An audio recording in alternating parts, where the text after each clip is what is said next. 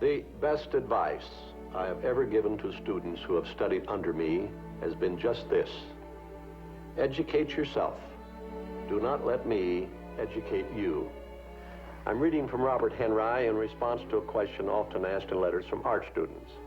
However they put it, it always boils down to this: students become confused by honest admiration for one school of painting mixed with recognition of the success and popularity of another style, along with advice to follow a still different approach.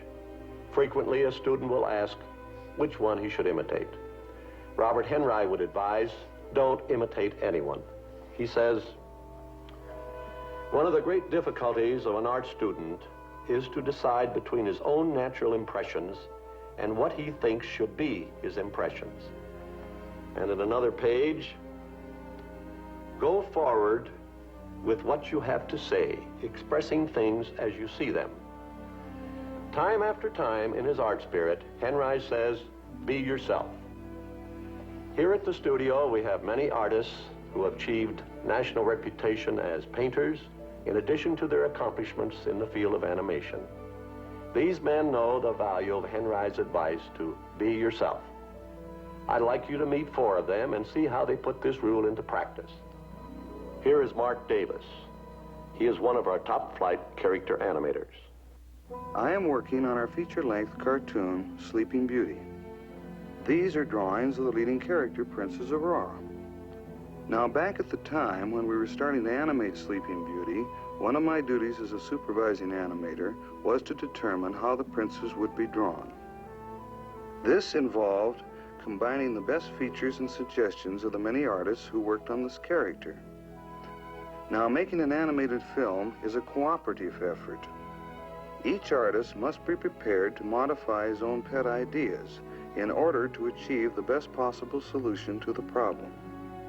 No one has things entirely his own way, but in the end, the result is better than any one of us could have achieved alone.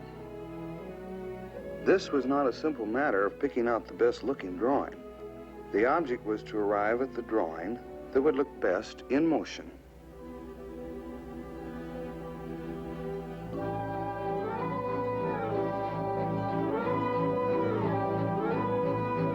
They never want me to meet anyone.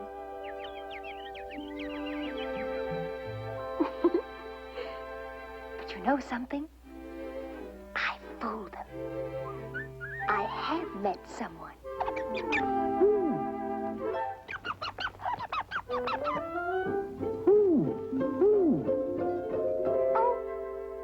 Prince? Well, he's tall and handsome and so romantic. Oh, we walk together and talk together. And just before we say goodbye, he takes me in his arms. And then I wake up.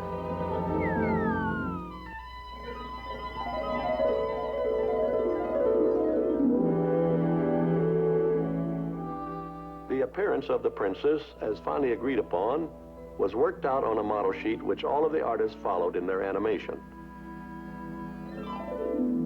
This is Joshua Metter. He is a supervising effects animator here at the studio. He employed an unusual technique for animating the magic fairy dust, which plays such an important part in Sleeping Beauty. This fully rendered drawing represents one of the scenes in Sleeping Beauty. I am now adding the fairy dust, which the 3 fairies use all through the picture to perform their magic.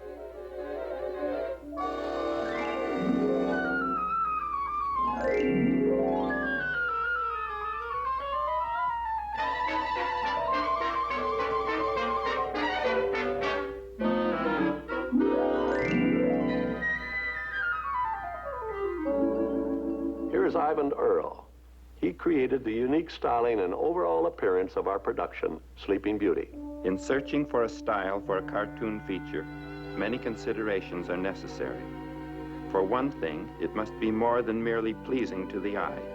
The backgrounds must harmonize with the animated characters, as well as fit the mood of the story and the music. Sleeping Beauty is a fairy tale that is supposed to have taken place long, long ago. So we did a great amount of research into medieval painting and architecture before we arrived at the right styling for this picture.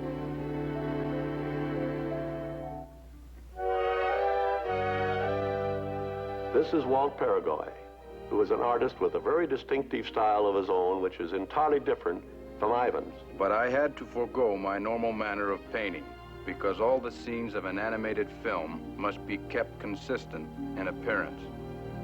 So like all the other background artists, I looked to Ivan to help me keep my background paintings in line with the established style of the picture.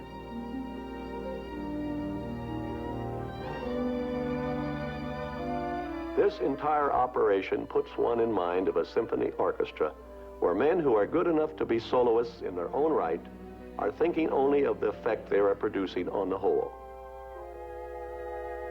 This sort of deferring to what is most important in achieving a common goal affects every individual in the studio while he is at work. But in his leisure time, he can be himself. No longer a member of a group, but a virtuoso, an individualist, suiting only himself. Here now, on a Saturday, our 4 artists take a busman's holiday. On this particular day, the subject that attracts their interest is a fine old live oak.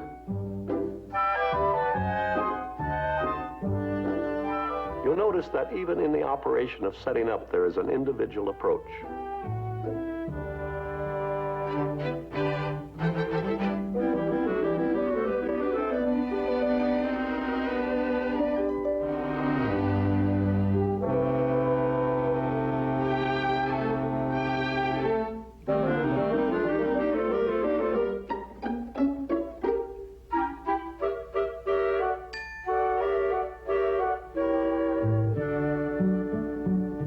Let's listen to the voice of each artist as he explains what is in his mind as we see him paint his picture. First, Walt Peregoy. The thing that impresses me most is that this tree is a marvelous piece of engineering. It's a structure, and I'm going to try to reproduce it graphically. Strong, straight inclines will build architectural patterns for me.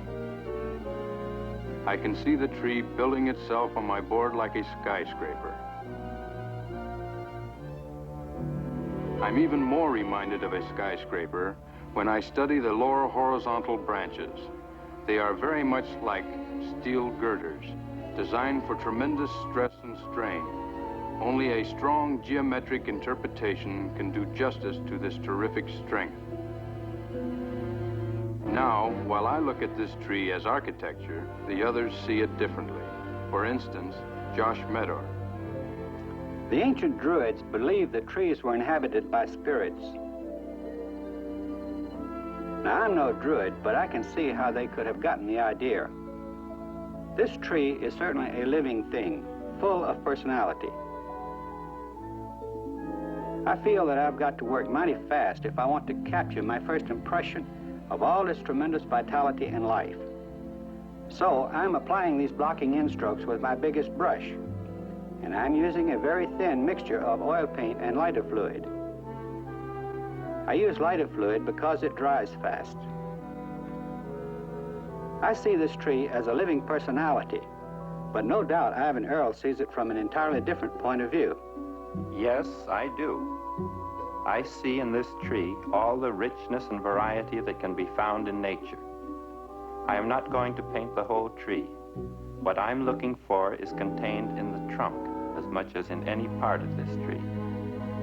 I intend to make a very detailed study of the tree trunk. In fact, you might call it a portrait of a tree trunk. I am working with casein, a watercolor type of paint. I find this medium ideal for working in fine detail. Of course, the first step is pretty rough. What I'm delineating here are the outside lines of the trunk. This will establish the silhouette, or outside shape of what I am painting.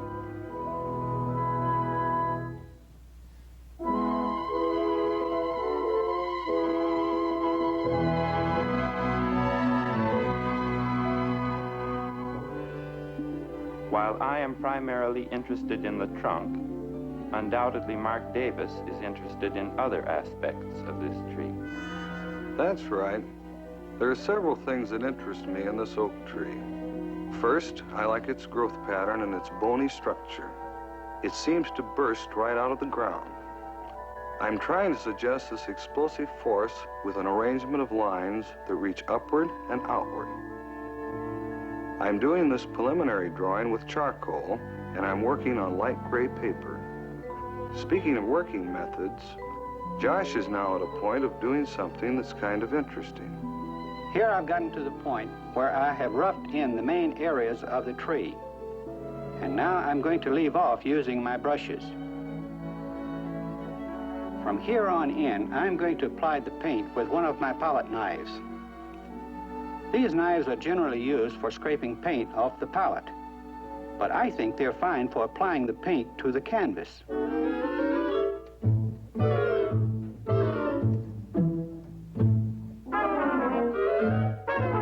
Working this way, I don't mix the colors thoroughly on the palette, but let them mingle as I spread them on the canvas. It is my way of suggesting movement. Careful, precise mixing of colors would kill all the life in it for me.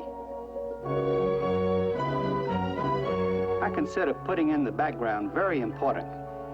You see, I can't think of painting this old tree without putting him in his proper surroundings, the life and landscape that he dominates.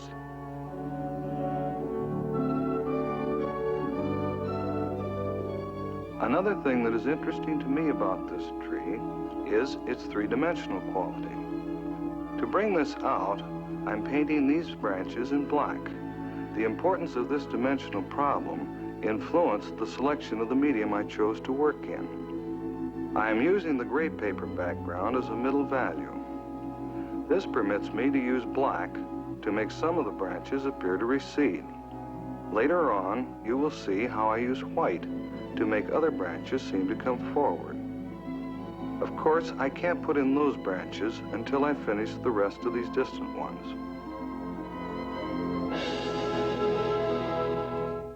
Here now, I've established the rough outline and the form of my tree trunk. And now I'm refining the form. I'm establishing directional lines that give movement and added form, as well as the beginning of texture. Before I'm through, I mean to capture the texture of this tree trunk, the infinite detail within detail, the bark like a rich filigree, like ancient embroidered tapestries. In this stage of the operation, I am smoothing in my color areas with a palette knife. I am still sticking very closely to my original conception. I still look at my tree from an architectural standpoint. As I fill these areas in, I have to be very careful to keep it simple. It would ruin my basic design if I were to go in for too much ornamentation. Now my picture is nearing completion. I'm putting in the white, which you may recall is intended to make certain areas come forward. However, the mere ability to move elements either forward or backward in the picture plane is not enough. There must be good design. Consequently, I have been very selective about which branches I have chosen to make important, or subdue, or eliminate entirely. What I'm trying to do is to take what nature has put before me and reorganize it into its most decorative aspect. Of course, each one of us is actually doing that, but in a different manner.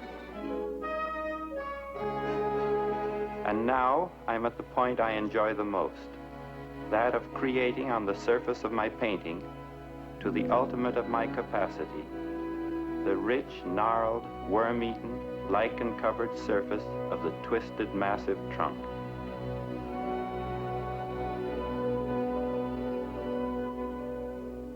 As the four artists finish their pictures, it is interesting to see how very differently they turn out, even though they were all painting the same tree.